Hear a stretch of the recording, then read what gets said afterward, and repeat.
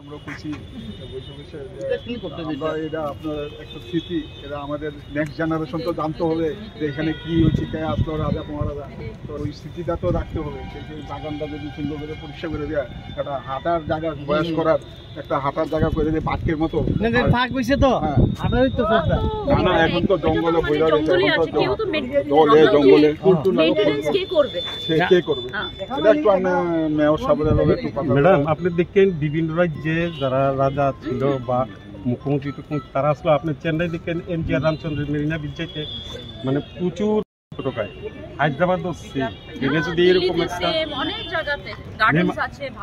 Ma'am আরেকটা request আমরা গত বছরও 2 বছরও আমরা একটা আলোচনা করে আমরা মেয়র সাহেবের কাছে প্রস্তাব রাখছিলাম, আপনার কাছে প্রস্তাব রাখছিলাম ওই যে আপনারা প্রাইস যে মেইন গেটটা যদি মেন এই দিকে খুব একটা জায়গাটা খুব সুন্দর পাবলিকের লেগে মানে আসা যাওয়া এটা চোখে পড়ার মতো বা ঢুকে একটু বেড়ান করেন খুব সুন্দর।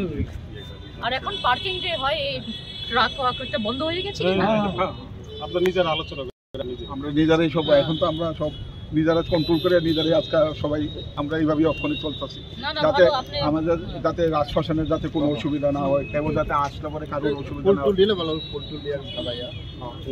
এটাই মানে একটা পার্কের মতো করে দিলে। আপনি যে প্রস্তাব দিয়েছে কিছু আপনি করেছেন না চিঠি, গত বছরের মৌখিকভাবে করছি, মানে রিটেন কিছু রিটেন নাই না। যদি আপনারা যদি হাই লেভেলে এটা করতে পারেন আমরা তার সম্ভব হতো না। আমরা পক্ষ থেকে যতটুকু সহযোগিতা করার আমরা করি।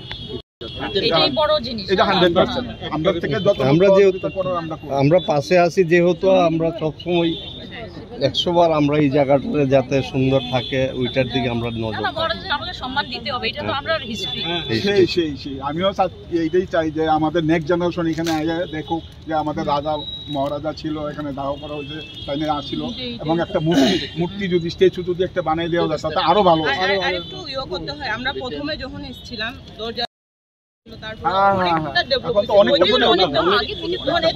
আরো পরিবর্তন চাই, এখন তো আমরা উন্নয়নের দিকে যাচ্ছি। না আমরা সর্বতভাবে সাহায্য করবো, আমরা সর্বতভাবে।